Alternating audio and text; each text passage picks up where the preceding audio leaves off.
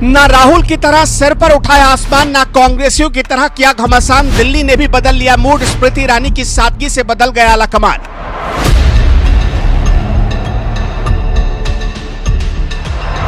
मोदी ने कर दिया कुछ ऐसा, संसद में फिर से दहाड़ेंगी स्मृति ईरानी। सुनकर राहुल गांधी की नींद उड़ी। दिल्ली से बंगला क्यों किया खाली, अमेठी वाले बंगले में छिपी है असली कहानी।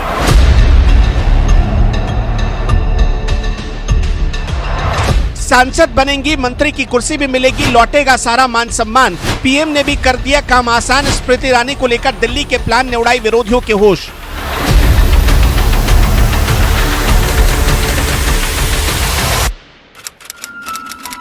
मेरा पानी उतरता देख, मेरे किनारे पर घर मत बना लेना। मैं समंदर हूं और लौट कर वापस आऊंगा। ये शायरी स्मृति ईरानी के लिए बिल्कुल सही फिट बैठती है। तारीख 1 जुलाई 2024।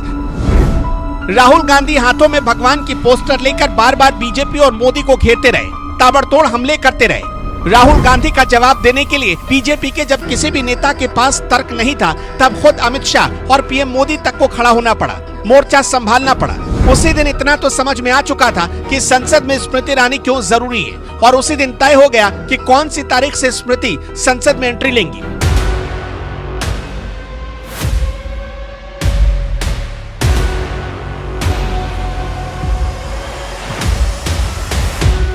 अमेठी से स्मृति के हारते ही चंद लोगों को लगा कि उनका सियासी करियर तो अब खत्म ही हो गया, लेकिन स्मृति ईरानी का असली उदय तो अब होने जा रहा है।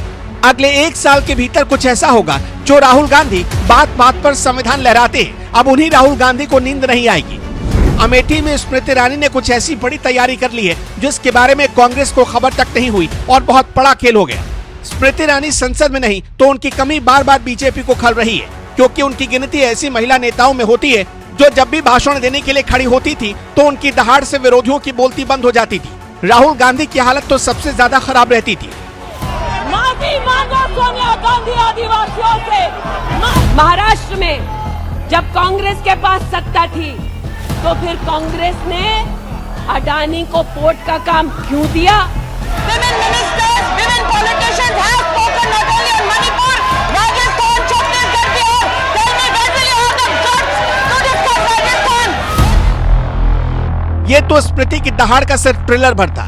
दरअसल बीजेपी में बहुत कम ऐसी महिला नेता हुई जिसको सुनने के लिए विपक्ष को भी खामोश हो जाना पड़ता था, जिनके तर्क का जवाब विरोधी खेमे के किसी भी नेता के पास नहीं होता था। बीजेपी में धाकड़ महिला नेताओं में सुषमा स्वराज का नाम नंबर 1 पर आता था। सुषमा स्वराज के तर्क के आगे विपक्षी खेमा खामोश होने को मजबूर हो जाता था। ठीक उसी तरह निर्मला सीतारमण और स्मृति ईरानी का नाम भी सामने आता है। अब की बार लोकसभा में स्मृति ईरानी नहीं है तो राहुल गांधी बार बार मोदी सरकार पर अटैकिंग हो रहे हैं। राहुल को संसद में चुप कराने का सबसे बड़ा हथियार कोई है तो स्मृति ईरानी है। इसलिए दिल्ली ने स्मृति ईरानी को लेकर बड़ा प्लान तैयार कर लिया, और अब से चंद दिनों में इस प्लान को एग्जीक्यूट भी कर दिया जाएगा। इसलिए अमेठी फिर से अंगड़ाई लेने लगी है, क्योंकि सियासत की शेरनी की दोबारा एंट्री होने वाली है। सुनकर राहुल गांधी की भी रातों की नींद उड़ गई है। कांग्रेस को लगा था कि स्मृति ईरानी का कभी उदय नहीं हो पाएगा, लेकिन नरेंद्र मोदी ने एक ऐसा प्लान तैयार किया जो कांग्रेसियों की उम्मीदों पर पानी फेरने के लिए काफी है। दिल्ली में स्मृति ईरानी को लेकर क्या प्लान बन रहा है, जरा डिटेल में समझिए। हाल ही में राज्यसभा की 19 सीटें खाली हुई। इसमें से 7 से 8 सीटें बीजेपी और सहयोगियों के खाते में जा सकती है। राज्यसभा के लिए स्मृति ईरानी का दरवाजा खुल सकता है। खबर तो यह भी है कि बिहार चुनाव के बाद मोदी कैबिनेट में फेरबदल संभावित है। मोदी कैबिनेट में फेरबदल के दौरान स्मृति ईरानी को जगह देने की बातचीत चल रही है। राज्यसभा में स्मृति ईरानी को भेजने का सीधा मतलब है राहुल गांधी की मां सोनिया गांधी से स्मृति का मुकाबला होगा। सोनिया के जरिए गांधी परिवार और राहुल गांधी को घेरा जाएगा, और अगर स्मृति मंत्री बन जाती हैं तो एक मंत्री होने के नाते उन्हें लोकसभा की कार्यवाही में भी दहाड़ते हुए देखा जा सकता है। खैर, हार गई तो क्या हुआ, स्मृति ईरानी पहले भी पब्लिक के बीच में थी और अब भी पब्लिक के बीच ही है। हारने के बाद सरकारी आदेश आया तो एक पल भी बंगला खाली करने की खातिर सोच में नहीं पड़ी। उन्होंने अमेठी को ही अपना घर चुन लिया। दिल्ली में बंगला खाली करने के बाद जनता का सुख दुख बांटने के लिए स्मृति अमेठी शिफ्ट हो गई। ना नाटक ना नौटंकी, राहुल गांधी की तरह आसमान सिर पर भी नहीं उठाया। याद है ना, अप्रैल 2023 जब राहुल गांधी को उनका सरकारी बंगला खाली करने का नोटिस मिला तो राहुल ने आसमानी सिर पर उठा लिया।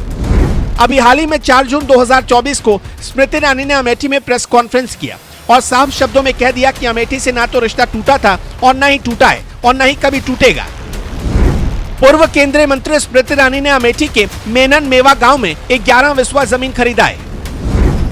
इसी जमीन पर आलीशान घर बनवाया है। स्मृति ईरानी ने हाल ही में अपने पति जुबिन ईरानी के साथ इस घर में गृह प्रवेश भी किया।